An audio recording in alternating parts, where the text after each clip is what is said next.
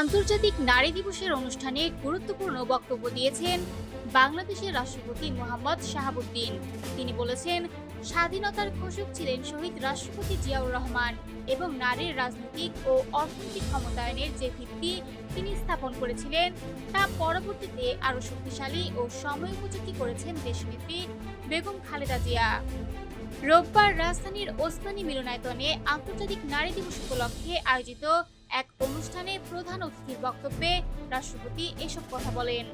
১৯৭১ সালের মুক্তিযুদ্ধ থেকে শুরু করে ২০২৪ সালের আন্দোলনে শহীদ হওয়া সকল মানুষকে গভীর শ্রদ্ধার সঙ্গে স্মরণ করেন।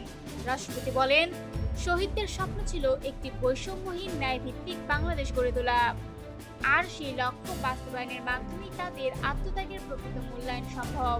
রাষ্ট্রপতি আরো বলেন, নারীর ক্ষমতায়নকে গুরুত্ব দিয়ে শহীদ রাষ্ট্রপতি জিয়াউর রহমান ১৯৭৬ সালে রাষ্ট্রপতি সচিবালয়ে প্রথম নারী বিষয়ক দপ্তর প্রতিষ্ঠা করেন।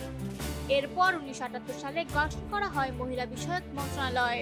পরবর্তীতে বেগম খালেদা জিয়া এই মন্ত্রণালয়কে সম্প্রসারণ করে বর্তমান মহিলা ও শিশু বিষয়ক মন্ত্রণালয়ে রূপ দেন।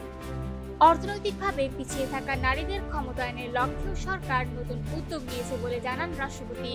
তিনি বলেন, আগামী ১০ মার্চ থেকে চালু হচ্ছে ফ্যামিলি কার্ড কর্মসূচি, যা পরিবারের অর্থনৈতিক স্বাবলম্বিতা অর্জনে গুরুত্বপূর্ণ ভূমিকা রাখবে।